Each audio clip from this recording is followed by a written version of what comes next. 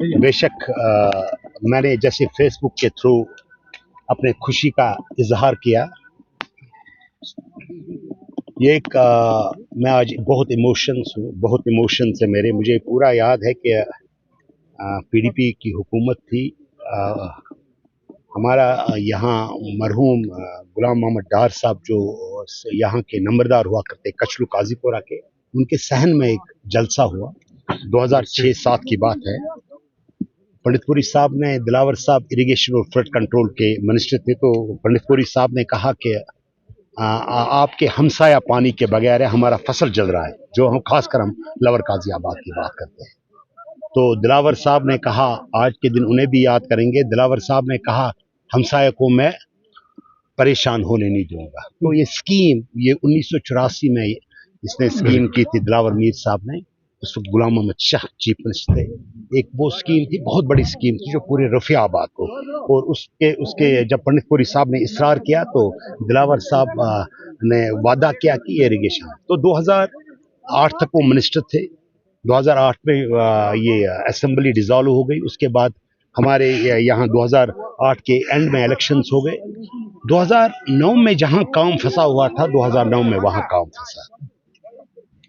Knowledge, क्योंकि अगर आप बयान देते हो तो होमवर्क जरूरी आपको होना चाहिए। कल मैं सुनने में आ गया कि कहा गया कि 2010 में मेरे वालिद साहब ने लड़ाई की। मुझे बताइए, 2010 जो दिलावर साहब वो मिनिस्टर थे 2008 तक, तो 2010 में कौन मिनिस्टर, लड़ाई किसके साथ आ गई, वो मेरे समझ में नहीं आता है। क्योंकि एक हमारे यहाँ बहुत सारे आदमियों ने कहा कि 2010 में यारबुक गया था। ये मुझे समझ में नहीं आता, ये कौन सी स्टोरी गाड़ रहे हैं, ये किन मर्दों को गाड़ रहे हैं।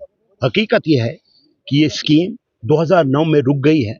मैं चेयरमैन बना, मुझे 2 साल लगे इस स्कीम को ढूंढने के लिए। हम बारामूला जाते थे, वो कहते थे ये कुपवारा वालों का काम है। हम कुपवारा जाते थे, वो कहते हैं बारा वालों का, क्योंकि बारामूला प्रोजेक्ट बारामूला हैंडल करता था। उसके बाद हमने यूटी सेक्टर में पहली बार मैंने इसे 40 लाख रुपए डाला। यूटी सेक्टर में 40 लाख रुपए डाला, और उस वहां से हमने शुरुआत की इस काम की। उसके बाद यूटी सेक्टर में हमने इसको और 25 लाख दिया। जब एमपी साहब ने ये देखा, तो एमपी साहब ने भी उसने कुछ पैसा डाला था, उसमें 26 लाख रुपए यूटिलाइज हो गया। मैं कभी एतराफ, लेकिन ये एक सेफ फेसिंग था उनका, क्योंकि उनमें उसका रोल नहीं था। इंजीनियर साहब 2009 से लेके 2018 तक एमएलए थे। क्या 10 साल में एमएलए इस प्रोजेक्ट को कंप्लीट नहीं कर सकता था, जिसमें हमें खाली 1 साल आज हुआ का स्टार्ट। हमने 2024 में यहां से काम शुरू किया। तब ना खुर्शीद साहब थे, ना एमपी साहब थे। तो अब तो क्या मैसेज देना चाहोगे अपनी सियासी हरीफों को? देखिए, सियासी हरीफों के लिए नहीं, मैं अपने लोगों को मैसेज दे रहा हूँ। ये बहुत, मैं जो इस साल हमारा रहा, पूरा ड्राउट रहा है एरिया का, हमारा नुकसान हो गया फसल का। तो मेरे ख्याल में एक सुबह एक है, ये एक नई पहचान, एक बहुत बड़ी दिरहना मांग जो खासकर लवर काजियाबाद थी, वो आज पूरा हो। देखिए, मैंने एक माइलस्टोन रखा। ये एमएलए को बहाना बनाने के लिए यहाँ हालात नहीं ठीक थे, मैंने वो काम किया। अब ये हर किसी एमएलए को काम करना है, क्योंकि अब उनके लिए माइलस्टोन बना है। क्योंकि बहाना किया गया, 10 साल इस कॉन्स्टिट्यूंसी को वीरान किया गया। 10 साल में स्कीम नहीं हो सकती थी, जब आपकी अपनी हुकूमत थी, जब आप एमएलए थे, आप वो स्कीम नहीं हो सकती थी। ये एक बहाना था। मैंने घर घर में यहाँ काम किया।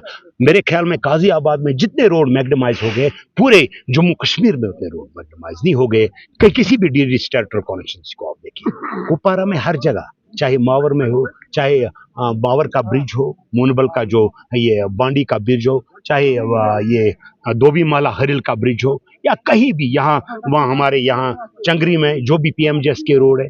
तो ये एक कल ये भी इंकिशाफ हो गया कि ये पीएमजीएस रोड हमने सैंक्शन किए।